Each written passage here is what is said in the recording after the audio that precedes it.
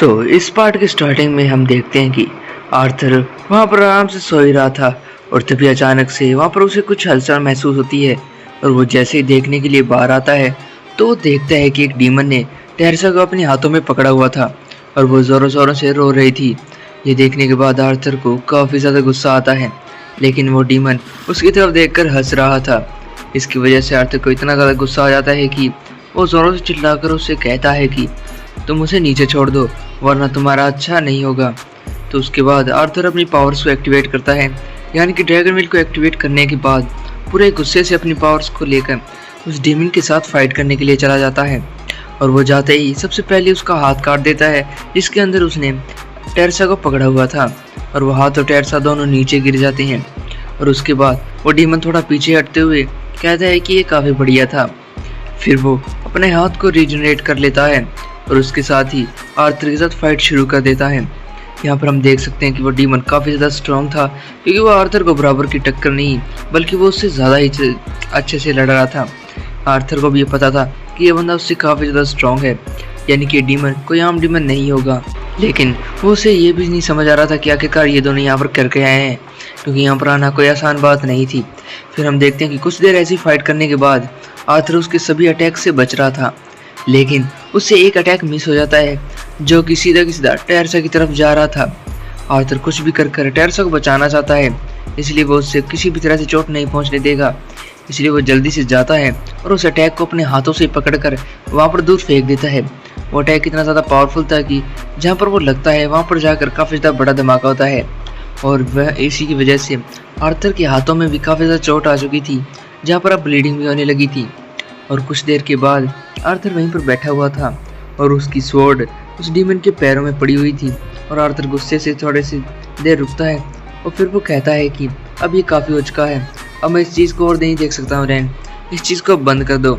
जिसमें हम देखते हैं कि अचानक से वो डीमन और टेरेसा दोनों की दोनों मिट्टी में मिल जाते हैं और वहाँ पर रैन आते हुए कहता है कि ओह तो तुम्हें पता चल चुका है।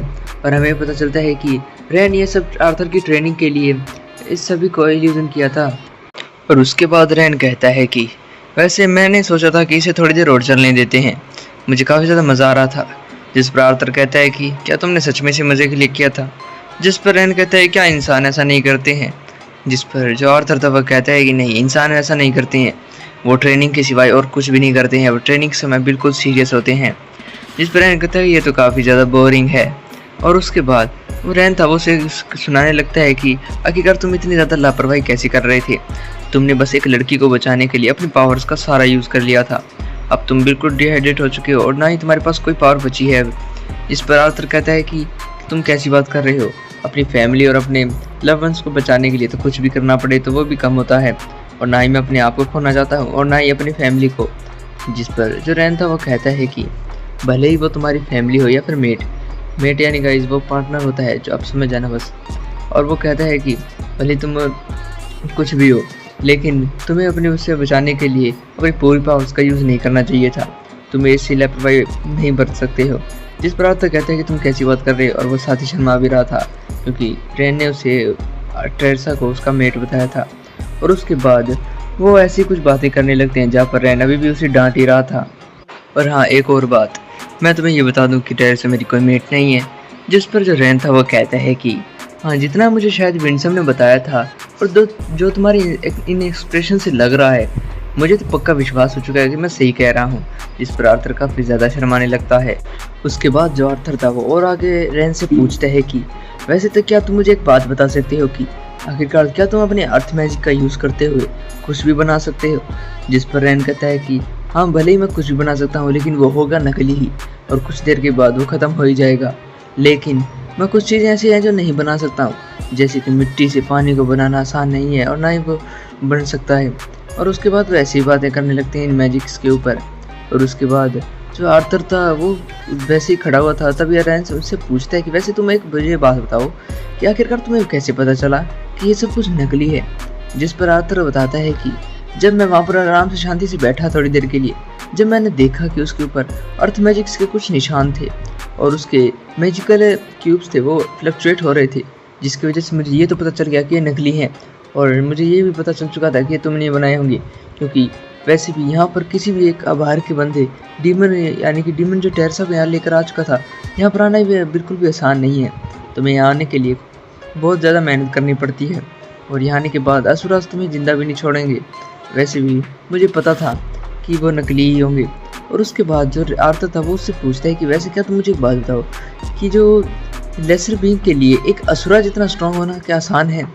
जिस पर रैन कहता है कि ये नामुमकिन तो नहीं है और मेरे लिए तो बिल्कुल भी नहीं है। लेकिन अगर देखा जाए तो तुम्हारे लिए शायद मुश्किल हो सकता था, लेकिन अब भी तुम्हारे लिए भी मुश्किल नहीं है।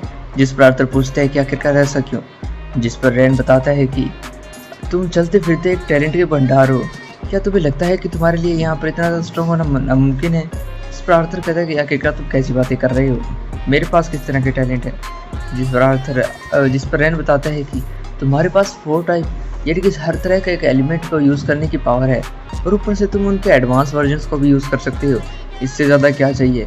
हमें ईथर की इस मिस्ट्रीज़ को सॉल्व करने के लिए सभी तरह के एलिमेंट्स को यूज़ करना आना चाहिए और उनके बारे में पता होना चाहिए और क्या चाहिए। और इसी के साथ तुम्हारे पास तो जन्म के साथ से इतनी ज़्यादा टैलेंट है जो कि एक असुरा के लिए भी नामुमकिन है, क्योंकि असुरा के पास भी जन्म के साथ इतना ज़्यादा टैलेंट नहीं होता है। इसलिए तुम काफ़ी ज़्यादा खास हो आर्थर। जिससे सुन के बाद आर्थर भी थोड़ा शौक था कि आखिरकार ये क्या कह रहे हैं। जिस पर वो उससे आगे कहता भी है कि अगर आप मेरी तारीफ़ कर रहे हैं तो उसके लिए शुक्रिया। वैसे हम आगे अब किस चीज़ की ट्रेनिंग करने वाले हैं, क्या आप मुझे बता सकते हैं? जिस पर जो रैन था वो कहता है कि रुक जाओ, पहले तुम मुझे अपना सीधा हाथ मेरे हाथ में दो। जिसके बाद उसका हाथ पकड़ लेता है। आर्थर का हाथ पकड़ने के बाद रैन उसके हाथों में एक स्टोन को लाते हुए कहता है कि इस स्टोन को ध्यान से देखो, ये एक बहुत ही बढ़िया चीज़ है जिसके बाद तुम्हें काफ़ी ज़्यादा मज़ा आने वाला है। आर्थर कहता है कि तुम कैसी बातें कर रहे हो? जिस पर रैन बताता है कि इस पत्थर का नाम है एल्कोराइड और ये सिल्विया की फेदर्स और स्केल से बना हुआ है। आर्थर कहता है कि आखिरकार तुमने इसे बनाया कैसे? इस पर रैन कहता है कि ये तुम्हें जानने की ज़रूरत नहीं है, वैसे तुम एक बात जान लो कि तुमने मुझे पूछा था कि अगर मैं स्वॉर्ड कैसे बनाता हूँ। जिस पर मैं बताता हूँ कि मैं स्वॉर्ड को फॉर्ज नहीं करता हूँ, बल्कि मैं उसे बिल्कुल एक तरह से ग्रो ही कर लेता हूँ। जिस पर आर्थर कहता है कि ग्रो से तुम्हारा क्या मतलब है? जिस पर रैन कहता है कि तुम भी कर देखना, तुम्हें भी पता चल जाएगा। जिस पर आर्थर कहता है तुम कैसी बातें कर रहे हो? फिर जो रैन था वो एक स्टोन को आर्थर के हाथों में धंसाने लगता है और कहता है कि हाँ तुम्हें पता चल जाएगा। और इससे आर्थर को काफ़ी ज़्यादा दर्द भी होने लगा था हाथों में। वह कहता है कि आखिर तुम मुझे पहले नहीं बता सकते थे कि तुम क्या करने वाले हो। रैन कहता है कि आखिर तुम कैसी बात कर रहे हो, ये तो बहुत ही आम बात है। ऐसे दर्द को भी तुम अगर सह नहीं पाते तो तुम क्या फ़ायदा तुम्हारा इस इतनी ज़्यादा ट्रेनिंग करने का। आज हम देखते हैं कि आर्थर के सामने रैन काफ़ी ज़्यादा अजीब सा व्यवहार कर रहा था, जैसे कि वो काफ़ी ज़्यादा उदास भी है और काफ़ी ज़्यादा अजीब से तरीके से वो बातें कर रहा था।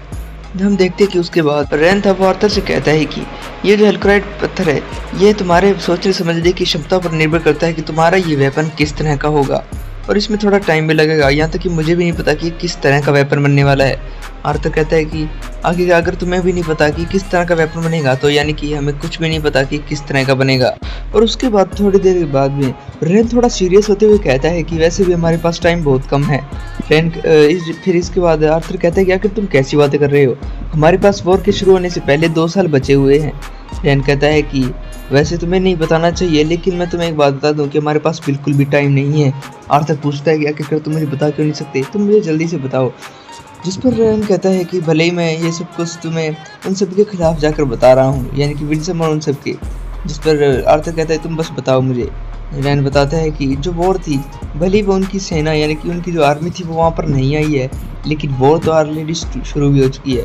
ये सुनने के बाद आर्थर थोड़ा शॉक हो जाता है और कहते हैं कि आखिरकार कैसे हो सकता है।